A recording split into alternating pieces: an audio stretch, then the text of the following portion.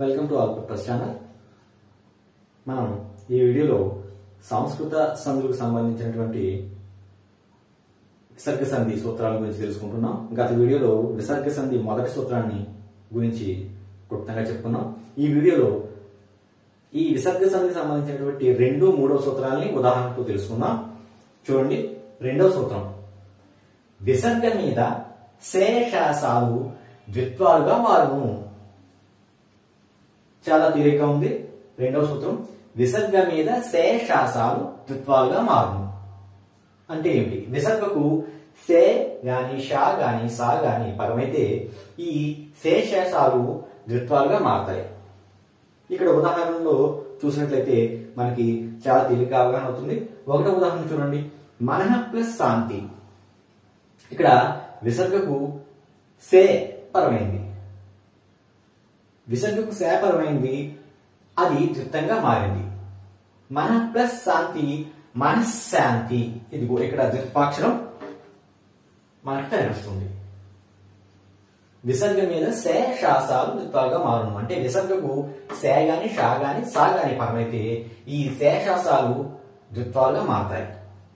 ఇక్కడ విసర్గ లోపిస్తుంది, ద్విత్వంగా మారటం ఈ వచ్చినటువంటి ఈ అక్షరం పరపదంలో ఉన్నటువంటి శేషాస మొదటి పదం ద్విత్వంగా మారడం గమనించాం. మన ప్లస్ శాంతి, మనశ్శాంతి. శాను చూసాం. ఇప్పుడు ష ఉదాహరణ చూద్దాం. చతుర్ ప్లస్ షష్ఠి. విసర్గకు షా పరమైంది, ఇప్పుడు షా ద్విత్వంగా మారుతుంది. చతుర్ ప్లస్ షష్ఠి, చతుషష్ఠి. ఇదిగో ఇక్కడ షా ద్విత్వంగా మారింది. అలానే సా ఉదాహరణ కూడా చూద్దాం. నభ ప్లస్ సుమం, నభస్సుమం. విసర్గకు సా పరమైంది, ఈ సా ద్విత్వంగా మారింది. నభ ప్లస్ సుమం, నభస్సుమం. ఈ సూత్రం చాలా తేలిక. విసర్గ మీద శేషాసాలు ద్విత్వాలుగా మారును. ఇక 3వ సూత్రం చూడండి, విసర్గకు కాఖ పాపాలు కలిసిన విసర్గ మారదు. విసర్గ సంధిలోటువంటి 3వ సూత్రాన్ని గమనించండి. విసర్గకు కాఖ పాపాలు కలిసిన విసర్గ మారదు. ఉదాహరణ చూడండి, ప్రాతః ప్లస్ కాలము, ప్రాతకాలము. ఎటువంటి మార్పు లేదు. విసర్గకు కా గాని, ఫా గాని, కాఖ పాపాలు ఈ 4లో ఏది పరమైన విసర్గ మారకుండా మనకి ఈ సంధి పదం వస్తుంది. ప్రాతః ప్లస్ కాలం, విసర్గకు కాపరమైంది, మార్పు లేకుండా ప్రాతకాలం వచ్చింది.